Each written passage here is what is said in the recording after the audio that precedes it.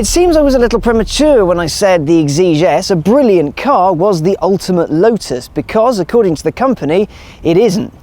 This is the Exige V6 Cup.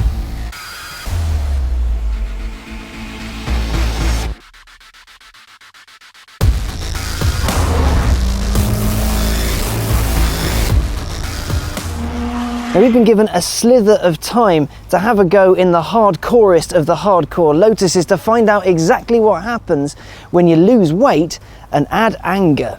This isn't a car designed for comfort. Hell, it's barely been designed for the road. As with any Exige, it's only got one thing in mind: speed. Speed and more speed. In the middle of the car, you get a 3.5 litre supercharged V6. That's the same V6 you get in the standard Exige and of course the Evora S. That means you've got 345 brake horsepower and 295 pound-foot to play with. And because this is a super hardcore car, well, that means you get a few extra bits and quite a bit taken away.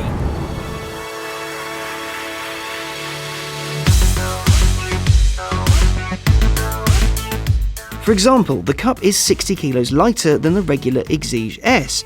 You have less sound deadening, no radio, a lightweight seat and no airbags to contend with. There's also a removable roll cage, an electrical cut-off switch, race harness and a fire extinguisher in case of, fire.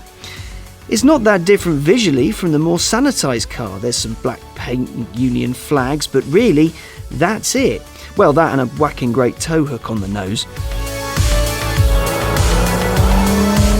What I really want to know is whether this is Lotus's take on a 911 GT3 RS or whether it's simply a race car with some road tyres slapped on. This is eligible for a number of race series. And then when you're done with this one, you can upgrade to an R, which is just more of everything. And when you think about it, the standard Exige isn't the most comfortable thing in the world on the road. That said, neither's the Elise, and they both have sound deadening. Because a 911 GT3 RS is a benchmark. It's the kind of car that you aspire to for years because you want the purest version of a car that's been doing the rounds since forever. Lotus, like Porsche once was, is a giant killer. Its cars are light, nimble and crazy fast, and they've also got that glint in their eye that shows you they mean business. The Exige is a truly brilliant car, but what Lotus has done with this is they've made it feel more responsive. The gear shift is sharper and the power delivery is just instant. Oh, good lord. And that's just tickling it. You can tickle it and go so incredibly quickly, and you can feel the balance of it. Lotus has created a truly wonderful machine in this. The standard Exige is a really good car. I love it to bits, road and track. Yeah, on the road it's not very comfortable, but good God, it can pick up pace.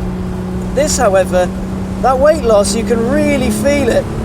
When you push it, it picks up speed with just that little bit more urgency, and it brakes just that little bit sharper, and the brakes are really good. You get lots of lovely pedal feel. It's nice and progressive, and this thing corners so flat.